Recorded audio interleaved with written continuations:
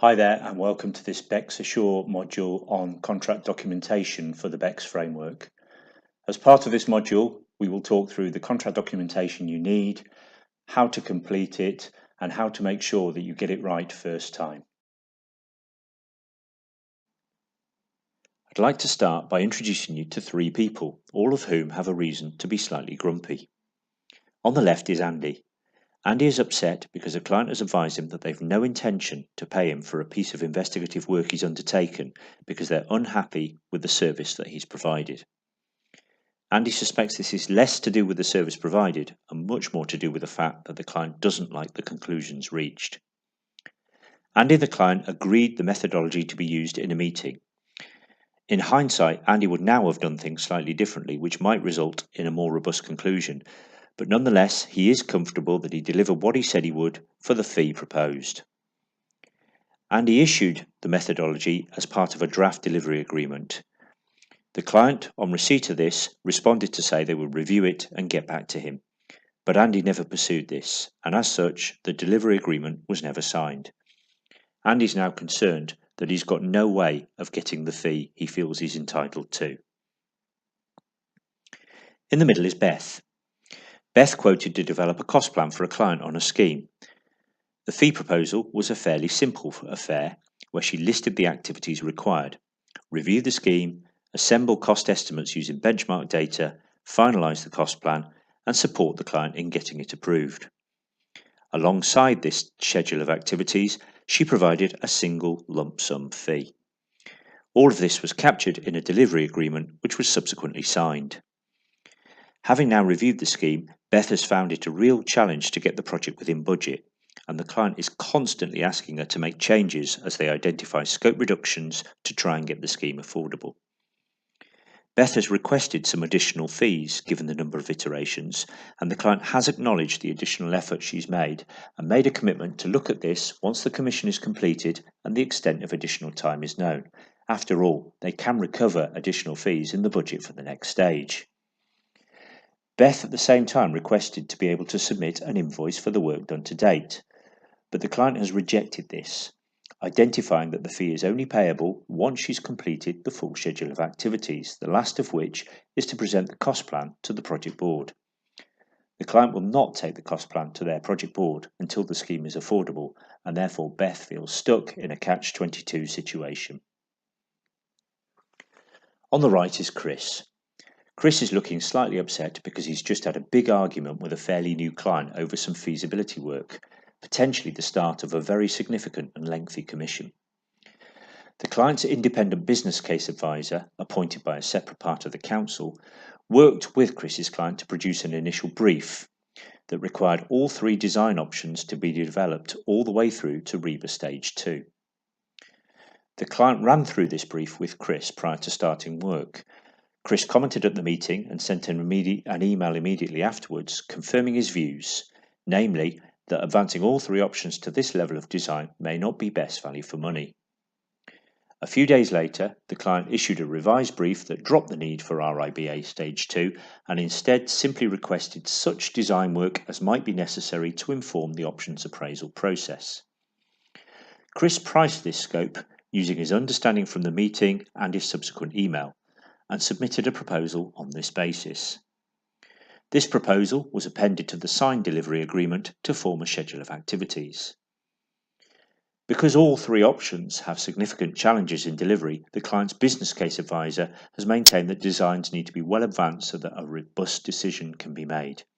This means design work requirements have gone far beyond Chris's anticipated levels and fee. The client has been advised by their internal legal team that Chris must stick to the agreement and deliver all design work required, as stated in the final document.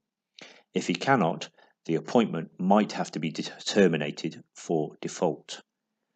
Chris is now worried that he could be in for an awful lot more work if he wants to keep hold of the larger long-term commission.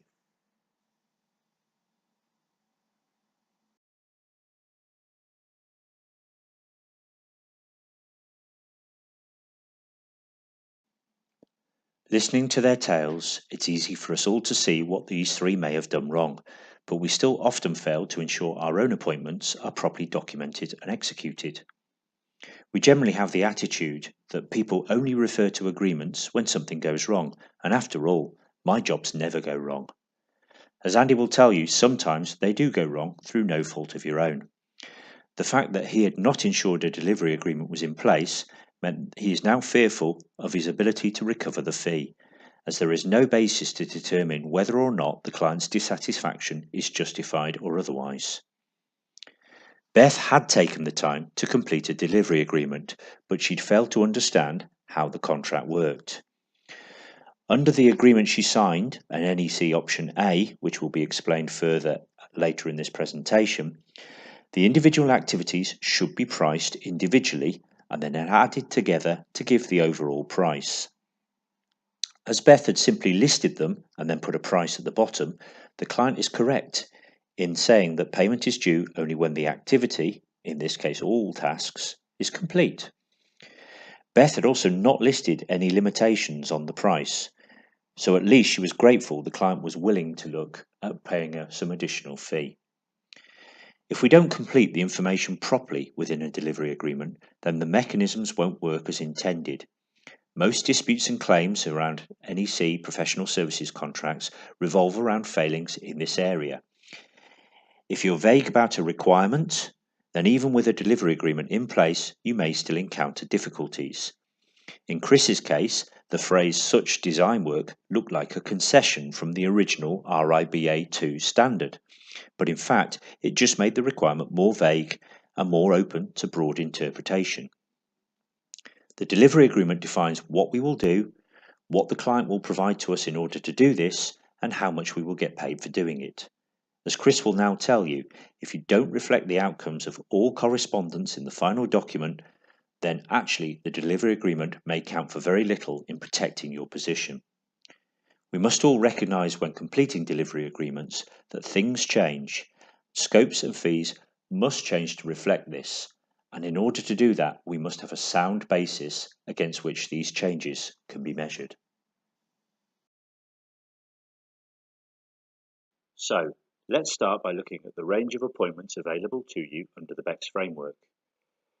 The BECS framework is based on the NEC Professional Services Contract, and there are three parts available to us. Part A is the standard form contract. Part B is a short form contract. This has reduced mechanics and administration from the standard form contract and therefore is more suitable for less complex and lower value projects. Part C is a framework contract. We're not anticipating too many of these under the BECS framework, and as such, this isn't covered under this module. If you think a framework contract is the most suitable for your project, then contact your individual framework manager who will happily help you sort this out. Within Part A, there are four options available to us. The one you will probably use most often is Option A, a lump sum contract. This is a fixed price arrangement based on a priced schedule of activities aggregated together to create a lump sum price. The other one you may use quite commonly is an Option E reimbursement contract. In other words, a time charge contract based on the framework hourly rates. Option C provides a target cost arrangement whereby you agree a budget with the client, there is a shared reward for coming in under that budget and a shared pay mechanism for being over that budget. We don't anticipate too many of these, so you may want to seek advice from colleagues if you are looking at this route. Finally, there's an Option G term contract arrangement available to us. This is intended to cover a series of smaller related or similar tasks for a single client around a collection of projects. Again, these can be quite complicated, and as such, if you are looking at an Option G arrangement, I would suggest that you speak to your individual framework manager who can provide you with more advice. Just as a note, under the Part B short form contract, you only have two of these options available to you, which is the lump sum and the reimbursement. Fortunately, as I said, these are the two we will most likely use. So as you can see, there's lots of choice. Sometimes clients can be very clear which form of contract they wish to use and why, but more often than not, they look to us to help guide them as to which appointment form best suits the project that they're considering. So how do you choose which one is best?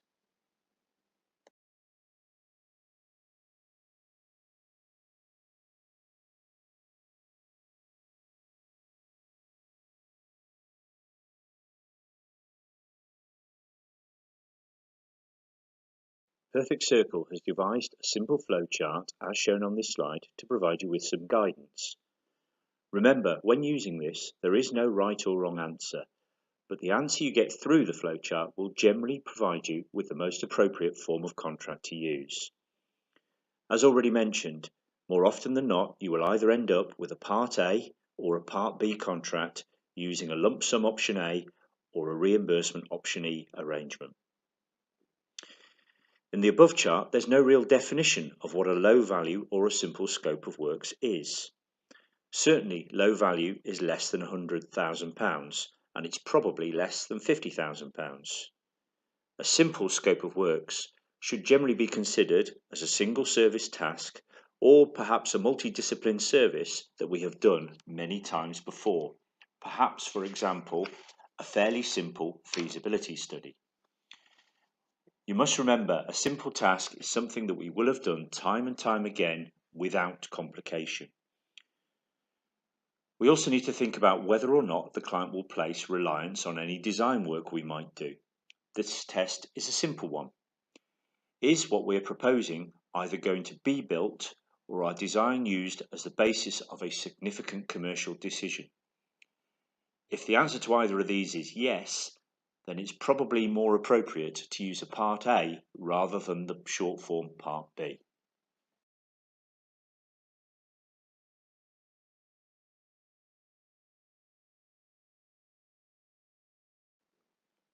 So, you've selected the right form of contract. That means it's all done, doesn't it? Unfortunately not. The example of Andy at the start of this session sought to highlight some of the things that can go wrong if you don't have a delivery agreement in place. But, as you saw in the case of Beth and Chris, things can equally go wrong if you do have the delivery agreement in place, but you haven't got the appropriate information or detail in place within it. The NEC Professional Services contract provides the framework for everything to work properly, but it's very much up to you to set out exactly what it is that has to work properly in the first place.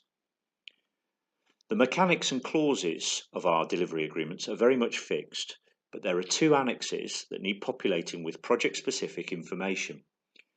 These are known as Contract Data Part 1 and Contract Data Part 2. In truth, it should be for the client to populate Contract Data Part 1, and we should only do Contract Data Part 2. The reality, however, is clients often expect us to do both on their behalf, and then, where appropriate, explain what we have done and why we have done it. The remainder of this module is very much a walk through some of the key points as to how to complete the delivery agreement, Contract Data Part 1 and Contract Data Part 2, and what to look out for along the way. It is impossible to cover all of the points, so the single point that runs through this whole presentation that you must always bear in mind is a simple one. If you're in doubt, ask for advice from the appropriate person within your business. On IE2, you will find blank templates for the delivery agreements. There's one for Part A and there's one for Part B. The remainder of this presentation looks primarily at Part A. So let's imagine for a moment now that you have one of those open in front of you and you're scratching your head thinking, where on earth do I start? Well, we're going to start at the front of the document. So it starts off with the client details. This is clearly very straightforward, but you do need to go to the client and get the details from them to make sure that this is accurate. Another one of the early questions that you need to answer is whether the contract will be underhand or under deed. The contracting authority will advise you as to their preference, but in our experience, it's almost always under deed that a public sector body will execute their contracts. This means that as you work through the document, any choices on timescales for insurances, retention, so on and so forth, will always be at 12 years rather than 6 years.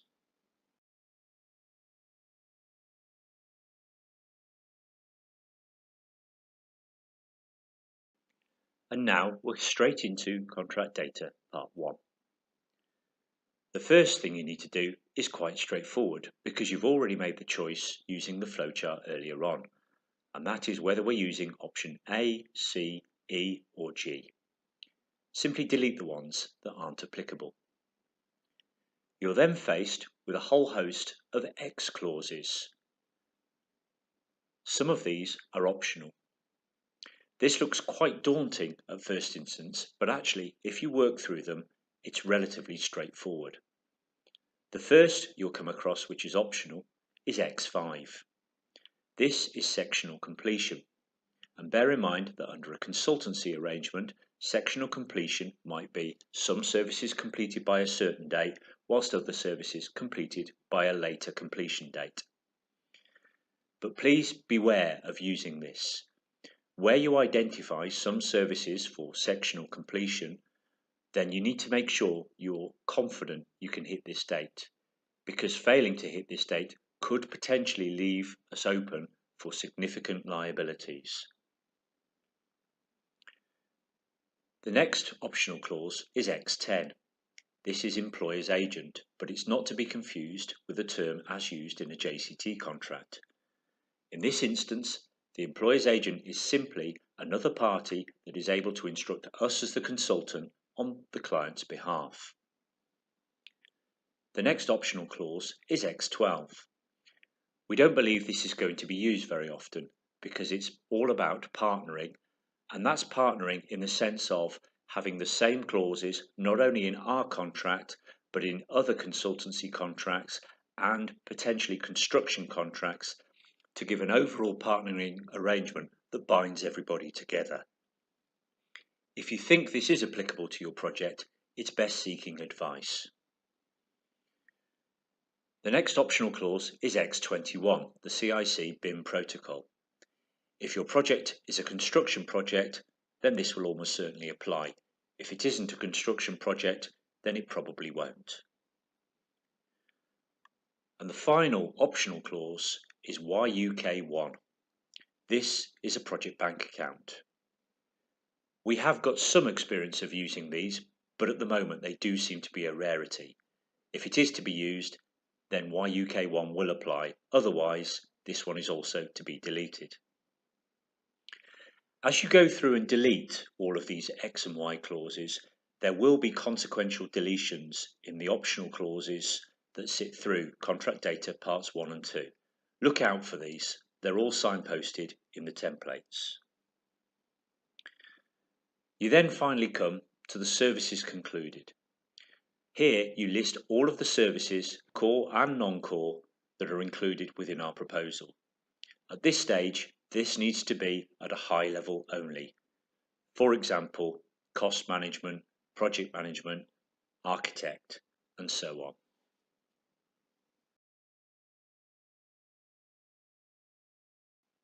The next section for completion is the scope and activity schedule.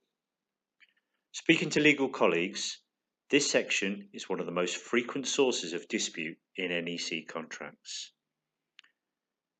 The scope sets out the envelope within which you're working and the schedule of activities, what you will do within that envelope. Both are important as they set the parameters of the contract and define the baseline for payment and against which compensation events will be measured. Therefore, both need close attention. You should make sure when you're completing them that your words are free from ambiguity, very clear about any exclusions or assumptions that could reasonably be inferred as included in the scope. Common examples include making it clear in options appraisals how many options you've allowed for and to what stage you will progress them. Please make sure you avoid what Chris did. Make it clear how many tenders you've assumed you'll be evaluating at PQQ or tender stage. Make it clear how much time you've allowed for potentially open-ended tasks, such as public consultation events, stakeholder engagement and the like. And also make it clear what information you expect from the client and to what standard you expect it to be at. For example, the client will provide CAD drawings of the building rather than PDF images. More on this in a short while. There are some other things that you need to bear in mind when you're populating the scope and activity schedule. Strictly speaking, you can't have a compensation event that extends the scope of the contract beyond that stated. This could include the introduction of additional RIBA stages, for example, feasibility into full design or construction, or additional substantive services, for example, adding in cost management where it previously didn't exist. Most clients tend to be more relaxed about this and will happily use a compensation event to move things on, but strictly speaking, they shouldn't be doing that, and it should be a deed of variation. To avoid all of this, it's best trying to acknowledge the full scope of the service that you anticipate, and then you can use the schedule of activities to explicitly state those elements of the scope that have not been included in the price. By including something in the scope, but then not including it and indeed explicitly excluding it from the activity schedule, you can then use compensation events to vary these services into the contract. As Beth found out earlier, Option A arrangements are based on payment by activity. You should always try and break your fee down against the schedule of activities. And remember that you should only really be paid once each activity has been completed, rather than on an accrual basis. So you need to make sure that you're putting the right amounts of money against these individual services. Again, many clients are more relaxed about this, but it's better to set up the contract properly just in case the client isn't. And remember that sometimes clients do change. The framework contract includes standard schedules of activities for 9 of the 10 core Tier 1 services. Only asset management doesn't include a schedule of activities. At the risk of pointing out the blindingly obvious, if you're moving away from these, you need to make sure you document this by amending these schedules before inclusion. You, like Chris, will be surprised how often this doesn't happen, because someone has an understanding with the client. Remember, those clients can change and those understandings can be lost. So in summary, and perhaps most importantly in all of this module, spend the time to make sure that you're getting the scope and the activity schedules right and attaching the fee correctly to them.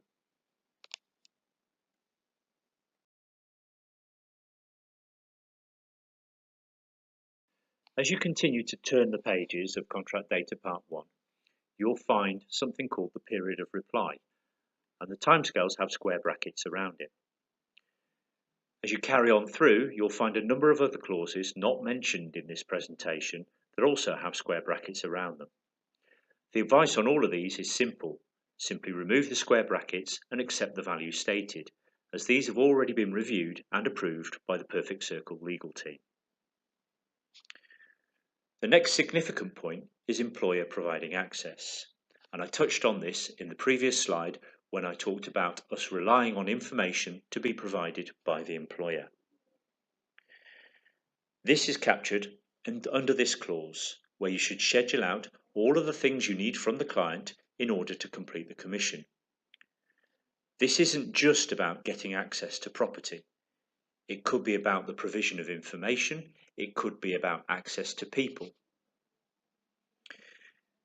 By including something in here, whether it be a drawing that you require or a date by which you need to have met somebody, then you protect yourself as you give yourself an automatic right to a compensation event if the employer fails to provide what is stated by the date stated.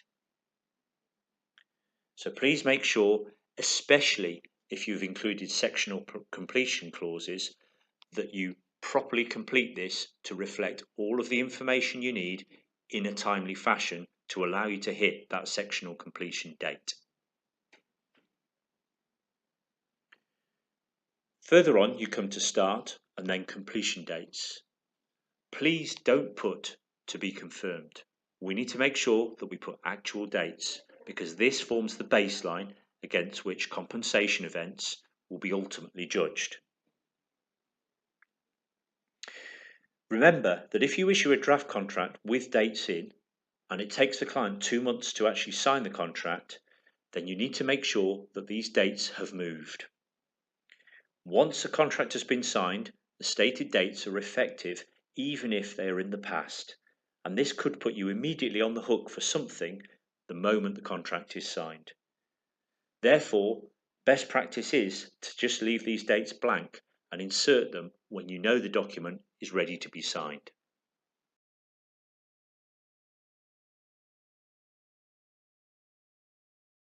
The next 3 items are fairly straightforward, so warrant only a little explanation. First of all, expenses.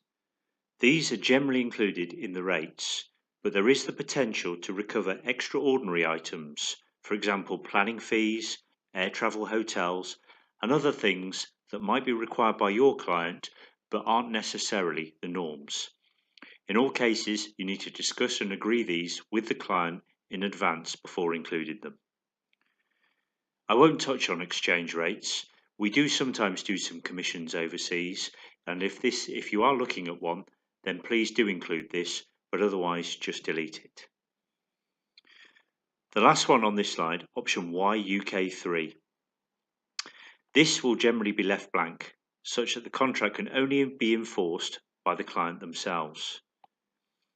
Sometimes a client might identify a party that they wish to be included here, and you should chat this through with your corporate legal colleagues to understand the appropriateness of this before accepting it.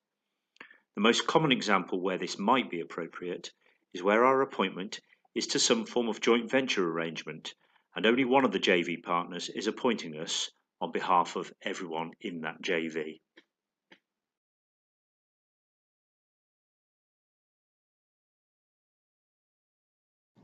Finally, we've made our way through to contract data part 2.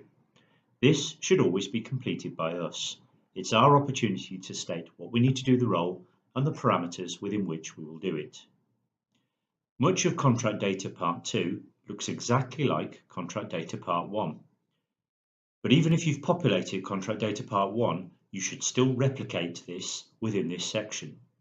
This may seem unnecessary duplication, but it's better safe than sorry for just 5 minutes of cut and paste. There are a number of clauses identified on this slide, and I'm only going to touch on a couple of them in any detail, the first being key persons. The key persons clause in effect provides the benchmark should we need to replace somebody on the contract.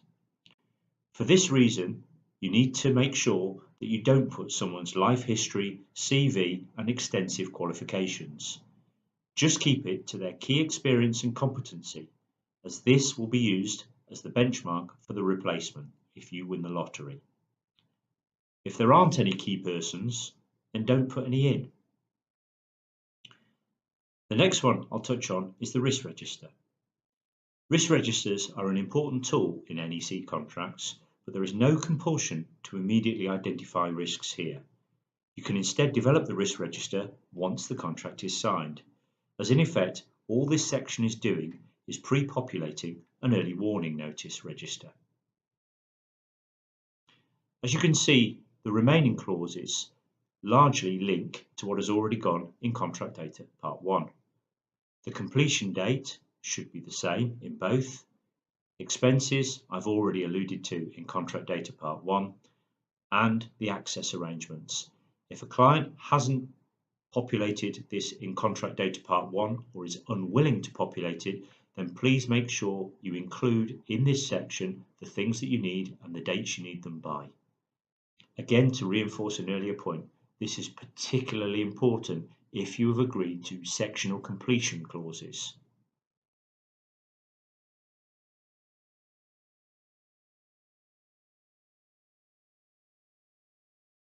Next, a note on option E. Option E includes for management fees, and as you can see from the slide, this is almost always 0. The reason for this is that the framework rates we tendered are deemed to include all of the management costs. The only management cost we are allowed to include is the 1.5% on subcontracted or market-tested Tier 2 services. Everything else is included.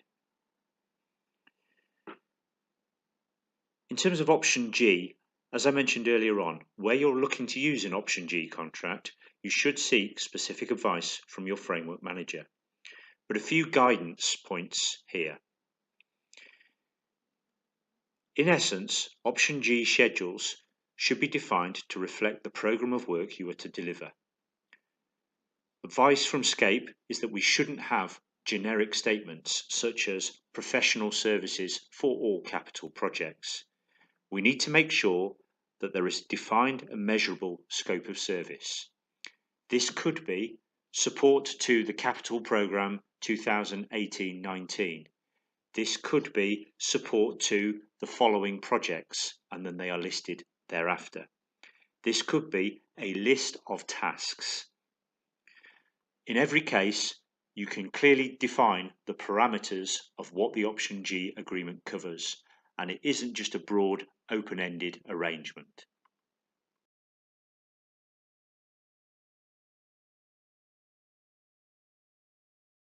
Another quick point of note. If you're in Northern Ireland or Scotland, then you'll be aware that the law is slightly different. On IE2, you'll find templates specifically for Northern Ireland and Scotland that make sure the standard clauses align fully with Scottish or Northern Ireland law. So make sure you use these.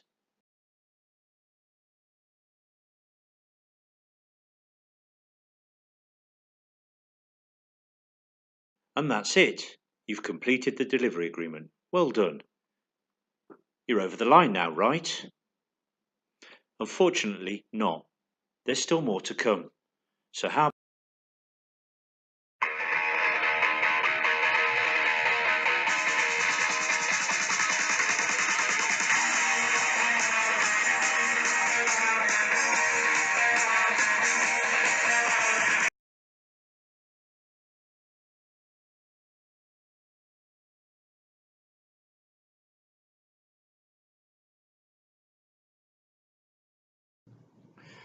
Welcome back. Hope you enjoyed your break. Many of you will have seen this diagram before in the BECS marketing literature. To effect this structure, there are further agreements that need to be sorted as the basic suite of contract documentation. Only by having this complete suite of documentation in place will the audit requirements of Scape and Perfect Circle be satisfied. The first is the agreement between Perfect Circle and the lead PSP. This is the red circle on the diagram. This document is known as the PSP agreement, and without this agreement, the PSP has no contract and you will not be able to meet your own internal governance processes. The second is a collateral warranty that in effect gives the client direct recourse to the professional indemnity insurance of the lead PSP. This is indicated off to the left-hand side. This is a key document that must be in place to accord with the requirements of Perfect Circle's professional indemnity insurers, who have agreed a more cost-effective PI arrangement for us on the basis that clients can go straight to the PSP's own insurance arrangements. The final document, where applicable, is a subcontract or subcontracts with supply chain partners. The following slides cover all of these agreements.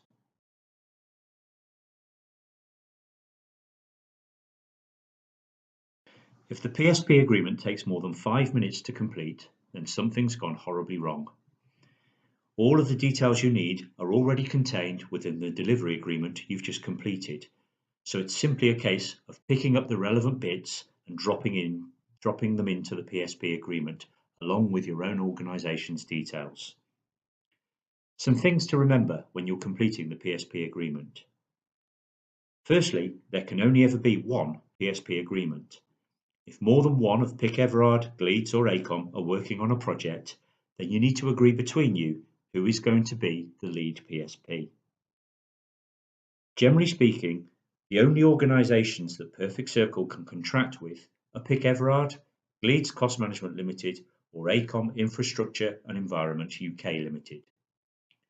The only exception to this is for contracts that involve commercial valuation services, where Perfect Circle will contract direct with the supplier. If you have a project that involves a commercial surveyor, then please speak to your framework manager, who will provide you with some guidance in this area.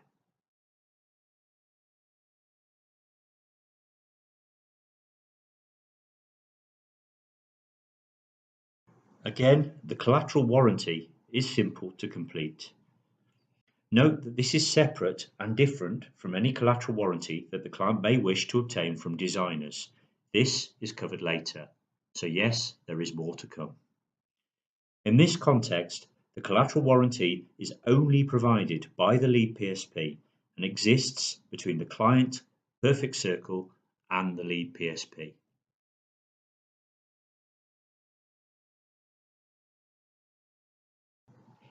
Subconsultancy agreements are drafted to align with all of the other NEC documentation, but at the same time are designed to be self-contained. They work on the usual cascade basis, where 100% of the work sits in the lead PSP, who then packages up elements in subconsultancy agreements. It is not expected that supply chain partners will have further tiers of supply chain, and our preference would be that everyone sits directly below the lead PSP, as this makes the collection of KPI data much more straightforward. Please note there are separate subconsultancy agreements for Tier 1 and Tier 2 services. It is essential that you use the right template, as the commercial structures for these two are slightly different. If in any doubt at all, please consult with your framework manager. If you've completed the delivery agreement properly, completing the subconsultant agreements is again a relatively straightforward exercise, as you've already got all of the information you need. The only thing to bear in mind is that you need to disaggregate the services into the individual subcontracts, design elements into the architect's appointment, cost management into the QS, and so on and so forth. Where there are services that cover several disciplines, it is better to lift and drop those into all of the subconsultancy agreements.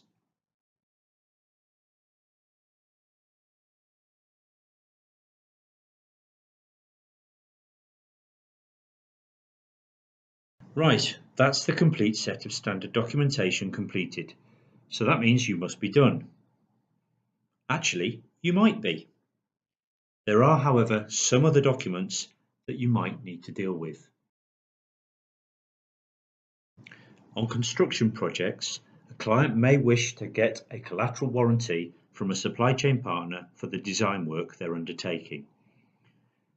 Again, on IE2, there is a standard form for this, and this is completed in very similar fashion to the collateral warranty from the PSP that I outlined earlier on, save that it's between the client, the lead PSP, and the subconsultant.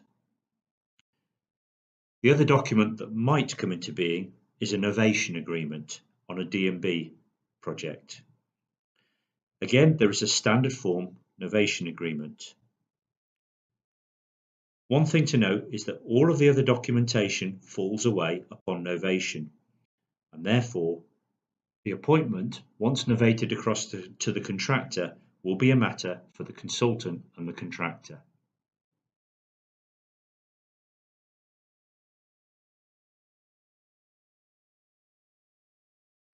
So, are you done now? Actually, you are. This is the point where you issue the document to the client, but please remember, don't make the mistake that Andy made. You must make sure that you work with your client to get the document executed. If you're struggling, in IE2 you will find standard chasing letters, and if you're still getting no joy, we can escalate the matter to SCAPE. Please speak to your framework manager if you're struggling to get your client to sign the delivery agreement. I trust you found this useful, but I reiterate something I said much earlier in the presentation. Whenever you're completing any of the legal documentation associated with an appointment, if you're unsure in any way, please ask the question of either your framework manager, someone within your corporate legal team, or someone within Perfect Circle. Thank you very much for listening, and good luck with the questions.